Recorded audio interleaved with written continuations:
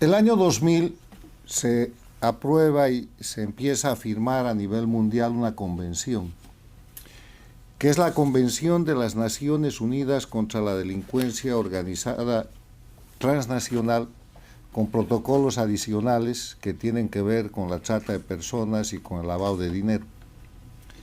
La parte principal de este protocolo es el instrumento central para que el mundo globalizado, en avance tecnológico, tenga la opción de seguir conteniendo al delito y tenga la opción de seguir luchando contra los delincuentes. En ese momento, el secretario general de las Naciones Unidas, Kofi Annan, al presentar la convención, utiliza el siguiente concepto. Dice: los grupos delictivos no han perdido el tiempo en sacar partido de la economía mundializada actual y de la tecnología sofisticada que la acompaña. En cambio, nuestros esfuerzos por combatirlos han sido hasta ahora muy fragmentarios y nuestras armas casi obsoletas.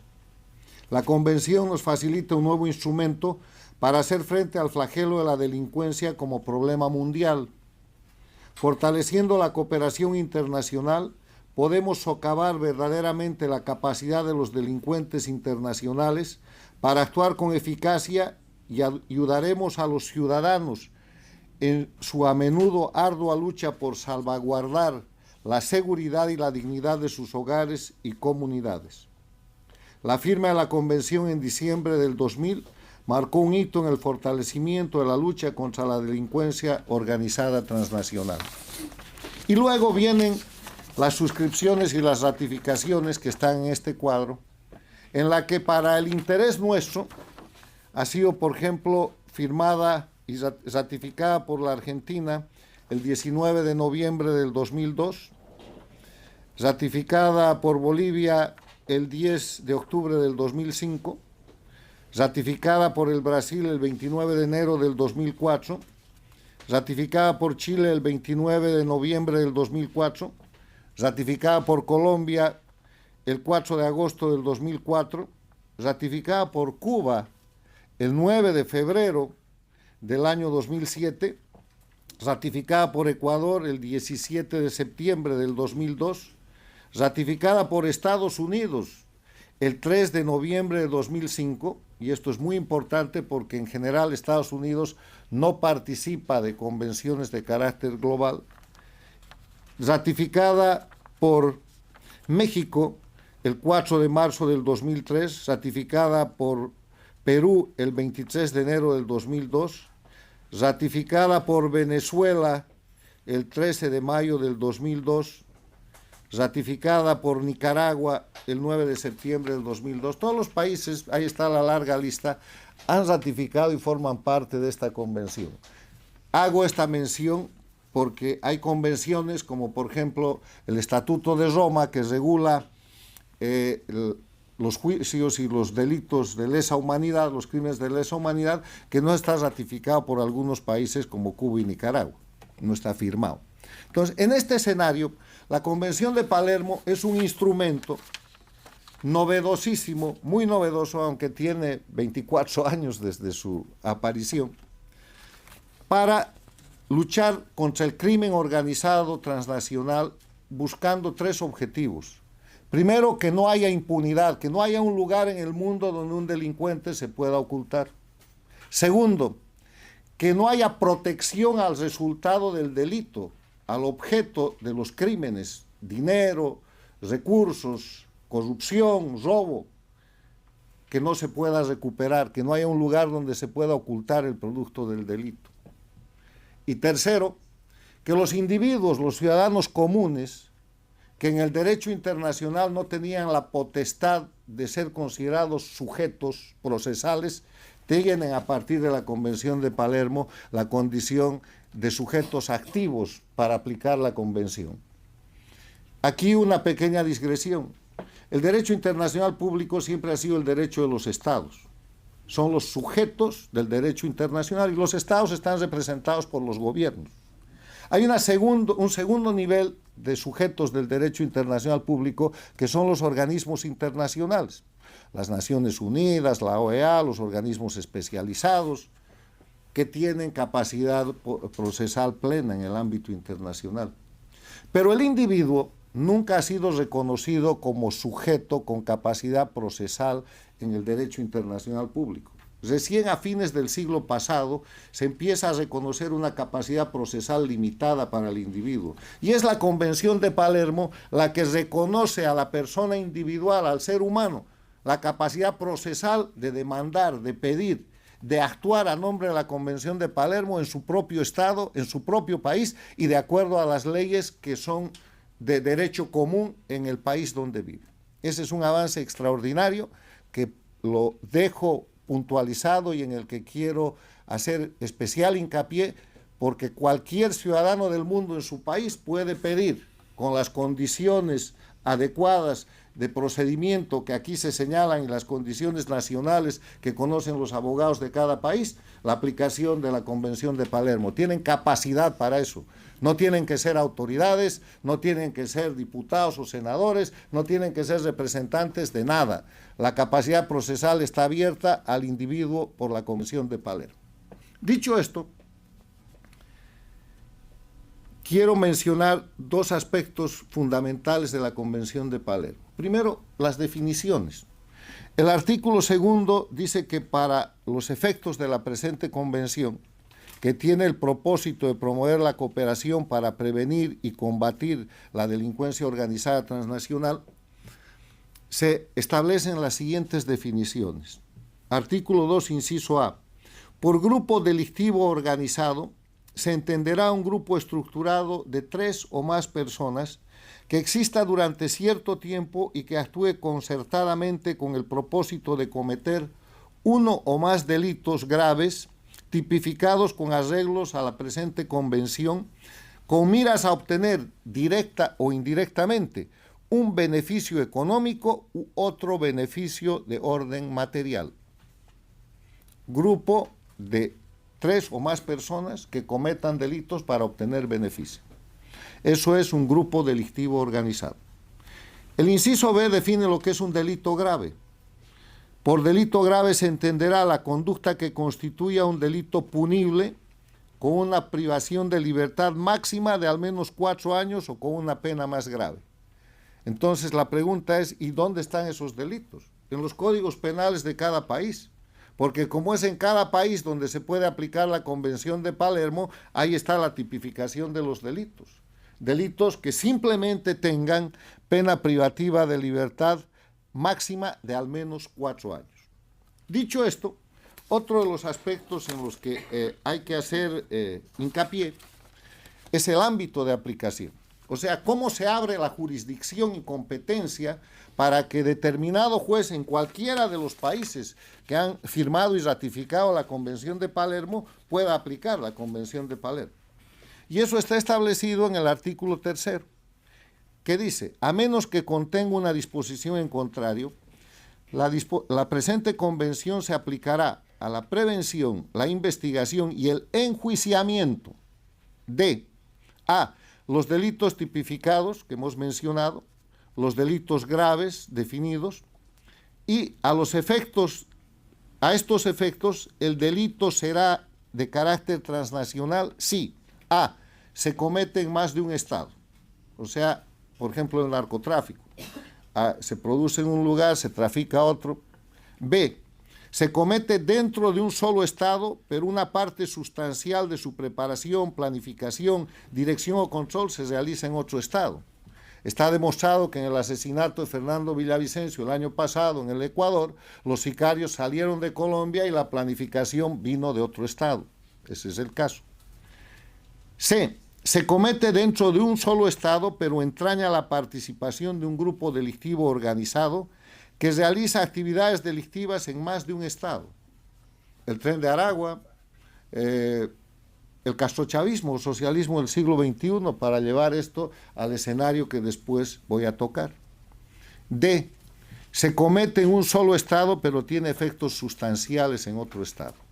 ¿Qué quiere decir? Se pueden estar cometiendo los delitos, y ahí voy entrando al tema, en Venezuela solamente, se están cometiendo falsificaciones, falsedad material, falsedad ideológica, persecución, fraude, amenazas, coacción, extorsiones, secuestros, cohecho, asesinatos, casi todo el Código Penal, acusaciones públicas falsas, manipulación de testigos, acusación y denuncia falsa, manipulación de jueces, manipulación de autoridades administrativas, el CNE, los jueces de la dictadura. O sea, hay una cantidad de delitos que casi abarca todo el Código Penal, incluida la persecución, detención y tortura de menores de edad y otros delitos que se están cometiendo en Venezuela. Pero esos delitos tienen efectos sustanciales en el resto de los países de las Américas. ¿Por qué? Porque si se consolida a partir de esos delitos, y voy a dar solamente un ejemplo, ya los abogados encontrarán los suyos en cada país, los efectos sustanciales. Si se consolida el matonaje, el crimen organizado y la dictadura de Nicolás Maduro y su grupo, entonces vamos a tener más migración forzada. Y eso es un efecto sustancial. En los hechos, Venezuela ya ha producido efectos sustanciales que hacen aplicable previamente la Convención de Palermo con los 8 millones de venezolanos que están dispersos por todo el mundo y con las bandas criminales, parte de esa dispersión y de ese exilio, que están operando inclusive en los Estados Unidos. Ejemplo, Tren de Aragua. Este es el marco de referencia teórico. Ahora, quiero aplicar este marco de referencia teórico a Venezuela. Les he leído lo que, en función de la Convención de Palermo, es un grupo delictivo organizado. 3 o más personas que existan durante cierto tiempo y que actúen concertadamente con el propósito de cometer uno o más delitos graves tipificados en esta convención. ¿Qué les parece el grupo de delincuencia organizada integrado por el señor Nicolás Maduro, secundado por Diosdado Cabello, con su vicepresidenta, la señora Rodríguez, con su ministro, llamado ministro de Defensa, el general Padrino López, con su fiscal Saab, que acusa falsamente al que le instruye la dictadura, con un nuevo fiscal que ha aparecido y que está librando un mandamiento de apremio contra el candidato y el presidente electo de Venezuela, el señor Edmundo González Urrutia. ¿Qué les parece en ese grupo de delincuencia organizada los jueces que han anunciado que es correcta la declaratoria fraudulenta de Amoroso y su grupo, que forman parte también de este grupo delictivo, que han dado por ganador sin ninguna prueba y en base a falsificaciones y delitos a Maduro? O sea, ahí está el grupo de delincuencia organizada. Y si ustedes le agregan a ese grupo la dirección que viene de Cuba, que ha mandado a las avispas negras, y la que viene de Bolivia, que ha mandado un grupo militar de represión, y el grupo Wagner, que está operando en Venezuela, y la promesa y amenaza del dictador Ortega en Nicaragua de mandar tropas para defender lo que ellos llaman revolución, tienen un grupo delictivo no solamente en Venezuela, sino un grupo delictivo transnacional. ¿Y por qué es un grupo delictivo? Porque está cometiendo delitos a diario, los está cometiendo de manera infraganti, pública y certificada.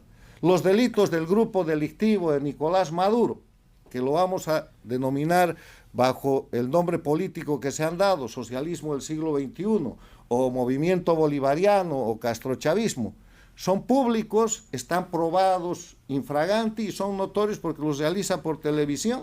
Dice, a ese métanlo preso, a este otro quítenle tal cosa, vamos a perseguir a toda esta gente, he ganado las elecciones, y después sale el CNE con Amoroso y dice, sí ha ganado, pero no muestra ninguna prueba, falsedad material, falsedad ideológica, uso de instrumento falsificado. Todos esos delitos cumplen con el requisito del inciso B del artículo 2, porque son delitos en Argentina, en Bolivia, en el Perú, en Chile, en Venezuela, en Colombia, en Estados Unidos, que tienen tipificación de delitos de penas privativas de libertad de más de 4 años. Entonces, de eso se trata. Se trata de que hay una convención que se llama Convención de Palermo, porque las Naciones Unidas la quiso firmar en Palermo, señalando a Palermo como el centro que había sido de la mafia transnacional, la mafia de Palermo, en Italia, y que es la Convención de las Naciones Unidas contra la Delincuencia Organizada Transnacional, que da primero capacidad a cualquier ciudadano de las Américas a presentarse ante un fiscal, a un juez, a llevar prueba y a decir, señores, aquí hay crímenes que se están cometiendo en Venezuela y que están en el marco de lo que es un grupo delictivo organizado del señor Maduro, el señor Diosdado y toda esta clase de delincuentes que delinquen todos los días. Ahora mismo están cometiendo delitos infragantes. Aquí está la prueba y yo quiero que se abra una causa porque los delitos son graves y porque la Convención de Palermo me da capacidad procesal. Y entonces los fiscales y los jueces, dependiendo del procedimiento de cada país, tienen que abrir causas. Hay países en los cuales hay instrucción penal, hay países en los cuales se usa la denuncia, en otros mecanismos de investigación, una mezcla de estos tres, pero hay que activar estos mecanismos. Y para activar estos mecanismos, además de repetir esto que conocen los abogados de las Américas, es que hoy día tenemos abogados notables de Argentina, de Chile, del Ecuador, de Estados Unidos, de Venezuela, y vamos a tener abogados de todos los países de las Américas donde hayan aceptables sistemas de justicia para para generar un impulso para que se empiece a aplicar la Convención de Palermo.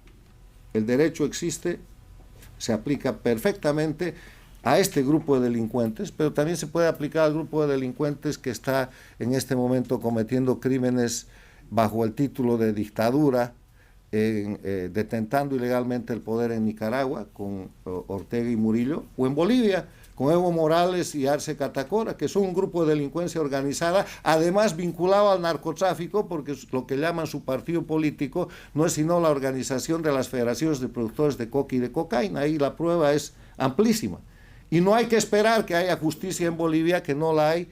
Cualquier ciudadano afectado puede hacer una denuncia de ese tipo en Estados Unidos, en Panamá, en Costa Rica, en El Salvador, en la Argentina, en el país donde se encuentre y donde encuentre la posibilidad de un juez idóneo y de un sistema que vea las pruebas como son, y no con los jueces títeres de los sistemas del socialismo del siglo XXI, que tienen que estar incluidos en la denuncia, porque son parte de los grupos de delincuencia organizada, no solamente los que se atribuyen el título de presidente, ministro, jefe de los servicios de investigación, sino también sus jueces, sus fiscales, sus represores, sus militares vendidos que no cumplen con la ley y que delinquen para sostener este sistema criminal.